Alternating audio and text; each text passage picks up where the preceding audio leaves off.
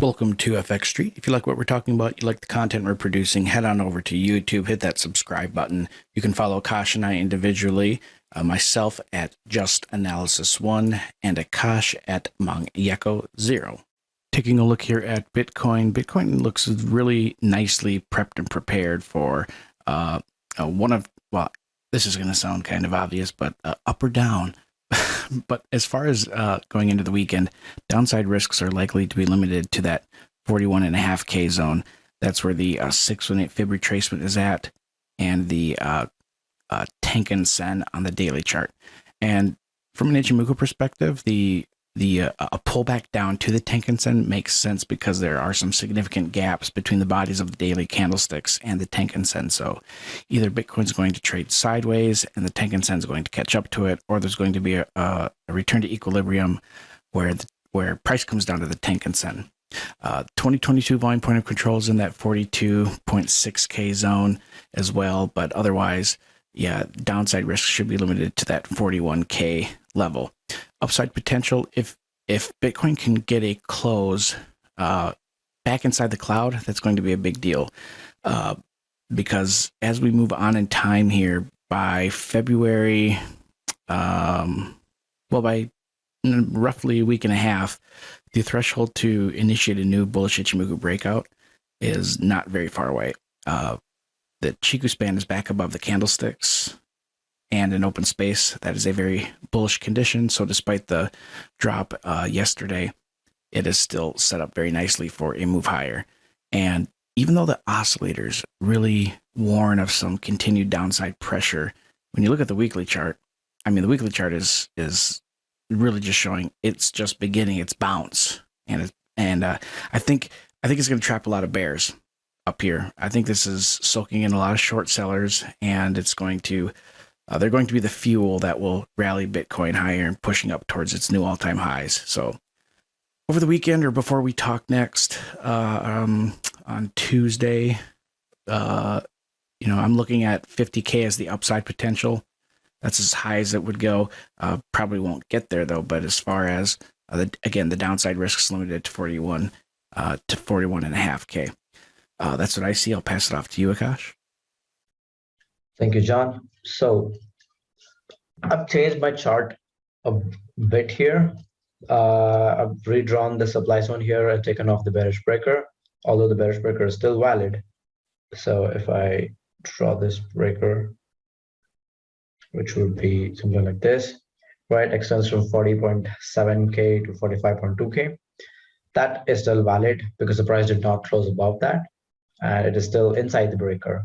So the breaker kind of forecasts that the price is going to get rejected here and return to any of these support levels here, which is 39.4K, 34.7K, and 29.1K. Right. My bet over the past few weeks, probably the past few days, have been that the price is going to return to 30K, probably even dip below that, and collectively requesting below these equal lows found here in July of 2021. But if we take off this breaker for a minute and look at Bitcoin from a weekly time frame, you have this really interesting weekly supply zone here, which ranges from 45.5K to 51.8K. Right, so this level is where Bitcoin is currently facing rejection. Right, the first wick here on 8th Feb came very close and grazed the supply zone here, and the second one pierced into it, but couldn't retest the yearly open at 46,198. Right, so now it kind of seems to be slowly turning around, but the weekly support level here at 42.7K is for now holding the prices above it. Once we get a close below that, it's either the weekly support level here at 39.4K or this daily demand zone here, which extends from 36.4K to 38.9K. Right, so I don't see Bitcoin going below this demand zone here anytime soon. We could probably see some sort of a consolidation, right? Or if we're being extremely bullish, we could see it pierce into this level here. And if you remember, or if you go watch the videos again, the bearish breaker thesis had its invalidation point at the top of this breaker, which is roughly 45,236.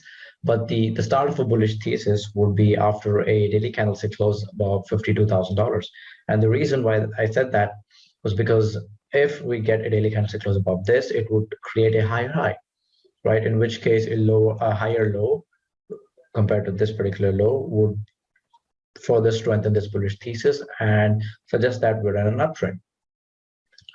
So even now, this 52K thesis holds valid, or it's still valid, or it holds true. And for the same reasons again. And another reason to add here is that we would also close above this weekly supply zone here. So overall, a close below 52K would make me bullish. For now, I am expecting a consolidation above 38.9K. But if we get a close below this daily breaker, and more precisely a close below 34,752, then I'm expecting this descent to continue into 30K and lower.